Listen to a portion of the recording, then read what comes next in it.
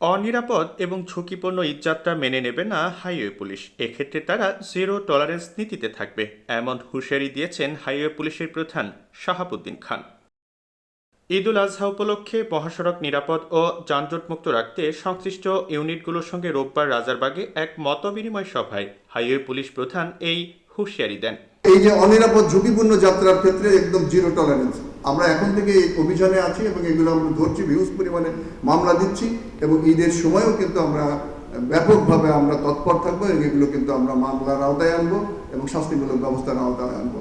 আর বিশেষ করে আমি অনুরোধ করবো আমাদের মালিক এবং শ্রমিক নেতৃবৃন্দকে যে এই সমস্ত গাড়ির মালিক তো আপনি, এই শ্রমিক এই যিনি চালক হিসেবে আছেন তিনি তো আপনারই চালক, তো তাদের প্রতি আপনারা স্ব জায়গা থেকে নির্দেশনা দেবেন। এ সময় চালকদের সতর্ক থাকার নির্দেশ দিয়ে হাইওয়ে পুলিশ প্রধান বলেন, এবারের ঈদযাত্রায় প্রায় 2 কোটি লোক ঢাকা ছাড়বে। গার্মেন্টস, এই যে ঢাকা এবং গাজীপুর অঞ্চলে যে আমাদের গার্মেন্টস শ্রমিকরা রয়েছেন তারা যেদিন বেশি পরিমাণে ছুটি পান সেই দিন কিন্তু লাখো লাখো ঈদ যাত্রী কিন্তু আমরা দেখি, একেবারে সাভার থেকে শুরু করে গাজীপুরের চৌরাস্তা থেকে শুরু করে চন্দ্রা পর্যন্ত, চন্দ্রার পরেও নবীনগর এই রাস্তাগুলো কিন্তু বেশ সমাগম হয়, লাখো লাখো মানুষের সমাগম হয়। সেখানে আমাদের যাত্রা স্লো হয়ে যায়, অনেক সময় মাঝারি ধরনের অথবা কিছুটা তীব্র যানজট কিন্তু শুরু হয়। এই অনুষ্ঠানে বাস মালিক সমিতির সদস্যরা চাঁদাবাজি নিয়ন্ত্রণে হাইওয়ে পুলিশকে আরও সতর্ক থাকার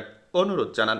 মূল রাস্তার ধারে কোনো পশুর হাট না রাখার বিষয়েও সংশ্লিষ্টদের পদক্ষেপ নেওয়ার জন্য অনুরোধ জানানো হয়।